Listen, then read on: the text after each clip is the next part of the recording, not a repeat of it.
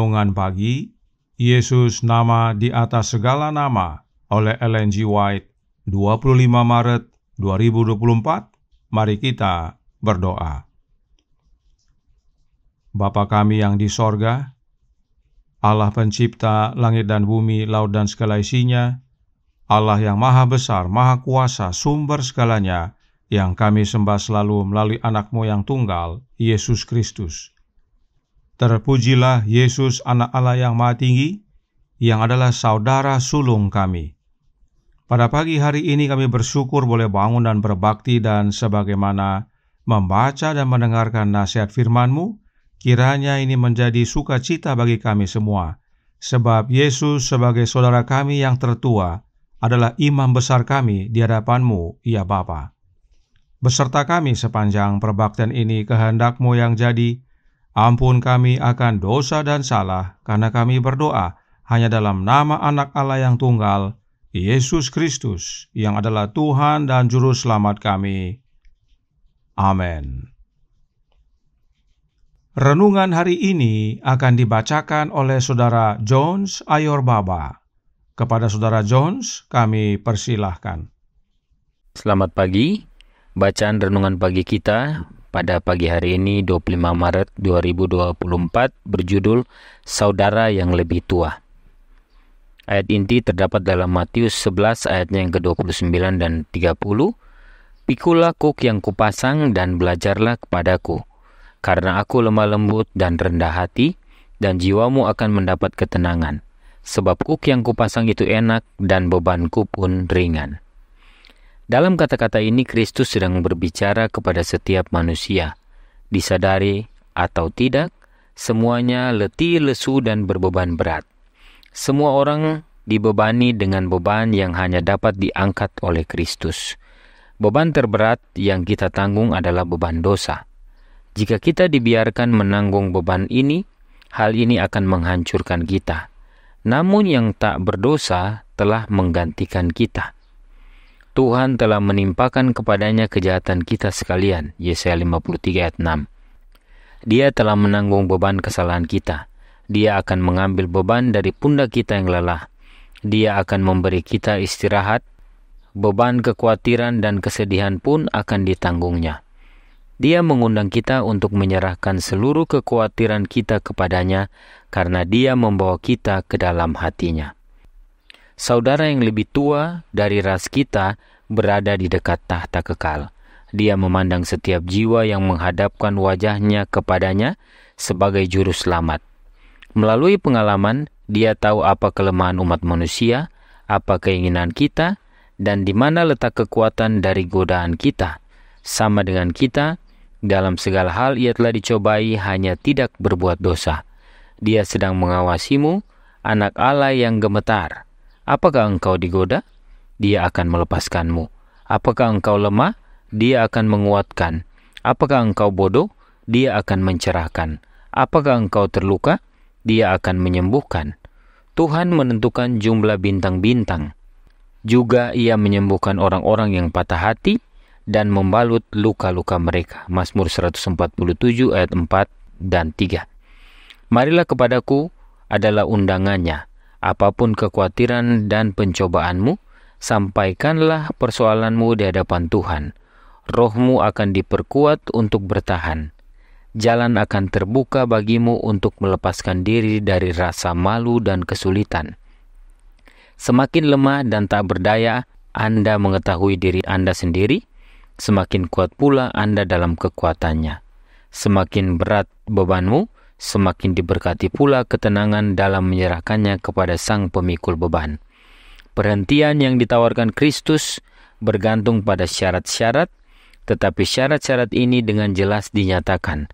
Ini adalah peraturan yang dapat dipatuhi oleh semua orang. Dia memberitahu kita bagaimana perhentiannya dapat ditemukan.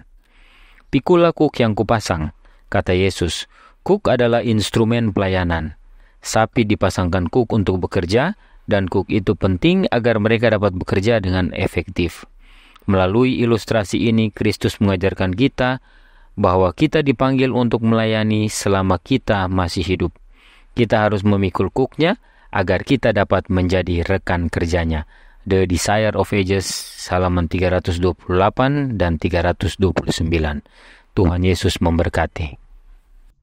Terima kasih atas penata layanan Saudara Jones. Tuhan Yesus memberkati. Selamat pagi saudaraku dalam Tuhan. Mengapa Yesus disebut sebagai saudara kita? Karena Roh Nubuat berkata dalam Testimony Treasures volume 3, halaman 93 paragraf 5. Kristus adalah mata rantai penghubung antara Allah dan manusia. Sementara kita mendekati Allah melalui kebaikan kemurahan penebus, Kristus menempatkan kita dekat dengan sisinya, merangkul kita dengan tangan manusianya, sementara dengan tangan ilahinya, ia meraih tahta kekal. Inilah pentingnya Yesus anak Allah yang ilahi menjadi manusia. Dengan kemanusiaannya, dia merangkul kita, dan dengan statusnya sebagai anak Allah yang ilahi, dia dapat meraih tahta Bapanya yang ilahi. Inilah sebabnya Yesuslah satu-satunya ikatan yang menghubungkan kita dengan Allah Bapa. Inilah dasarnya Yesus adalah saudara kita.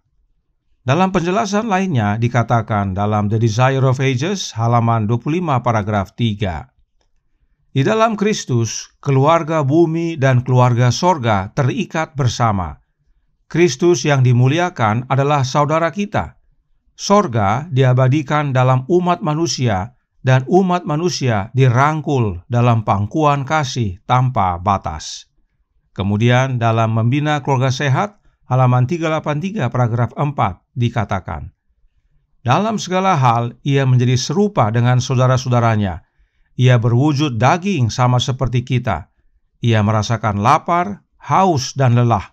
Tubuhnya terpelihara dengan makanan dan disegarkan dengan tidur. Kemanusiaan Yesus benar-benar sama dengan kita. Itu sebabnya Yesus disebut sebagai saudara kita. Nah, mengapa Yesus disebut saudara yang lebih tua, atau istilah lainnya saudara sulung? Karena The Desire of Ages, halaman 24 paragraf 3 menyatakan, melalui kemanusiaannya, Kristus menjamah umat manusia. Melalui keilahiannya, dia memegang tahta Allah. Sebagai anak manusia, dia memberi kita teladan penurutan. Sebagai anak Allah, dia memberi kita kuasa untuk menurut. Kapan kuasa untuk menurut ini diberikan? Setelah Yesus kembali ke sorga. Roh Nubuat berkata dalam The Review and Herald tanggal 3 September tahun 1903 paragraf 7.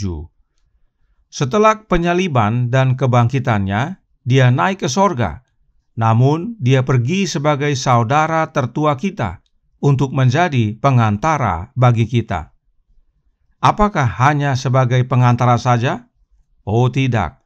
Yesus kembali ke sorga sebagai saudara sulung kita, agar dapat mengaruniakan kuasa yang diterimanya kepada kita. Testimony Treasures volume 3 halaman 384 paragraf 3 menyatakan, Kristus berkata, kepadaku telah diberikan segala kuasa di sorga dan di bumi.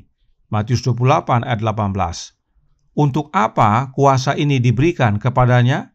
Untuk kita.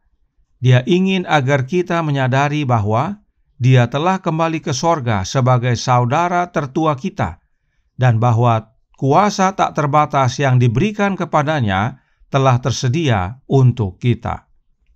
Inilah dasarnya Yesus disebut saudara tertua kita, sebab Yesuslah satu-satunya manusia yang dapat menghubungkan kita dengan Bapa, dan Yesuslah satu-satunya manusia yang melayani sebagai imam besar kita di hadapan Bapa.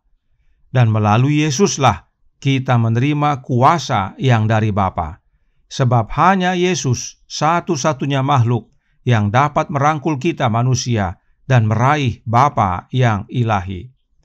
Karenanya, saudaraku dalam Tuhan, Yesus memberikan undangan kepada kita untuk datang kepadanya dan menerima kelegaan. Sebab dengan bekerja sama dengan Yesus, beban kita akan menjadi ringan, karena Yesus saudara tertua kita yang akan memikulnya bagi kita. Tuhan memberkati, saya bawa dalam nama Yesus. Amin. Mari kita berdoa. Bapa kami yang di sorga, Allah pencipta langit dan bumi, laut dan segala isinya, Allah yang maha besar, maha kuasa, sumber segalanya, yang kami sembah selalu melalui anak-Mu yang tunggal, Yesus Kristus. Terima kasih atas kebenaran yang menguatkan pada pagi hari ini, bahwa Kristus adalah saudara tertua kami. Oleh karena Dia adalah satu-satunya manusia yang dapat merangkul kami dengan lengan kemanusiaannya dan meraih tahta Allah yang kekal dengan lengan ilahinya. Dan Dia telah kembali ke sorga setelah kebangkitannya untuk menjadi imam besar kami, menjadi pengantara kami, saudara tertua kami, dan mengaruniakan kepada kami kuasa yang Dia terima dari Bapanya, sehingga kami semua dapat hidup dalam penurutan sebagaimana Dia telah hidup dalam penurutan di dunia ini. Karenanya, tolong kami ya Bapa, curahkan roh anak-Mu dalam hidup ini, dan biarlah masing-masing kami membuka hati agar Kristus hadir dalam hati kami masing-masing, sehingga kami menjadi umat-umat-Mu yang penurut, yang menuruti akan hukum-Mu, dan menjadikan Yesus saudara tertua kami, yang berada di samping kami untuk menolong kami, berjalan bersama Dia sehingga beban hidup ini menjadi ringan, karena Dialah yang memikulnya bagi kami. Beserta kami sepanjang hari ini kehendak-Mu yang jadi, ampun kami akan dosa dan salah, karena kami berdoa hanya dalam nama Anak Allah yang tunggal, Yesus Kristus, yang adalah Tuhan dan Juru Selamat kami. Amin.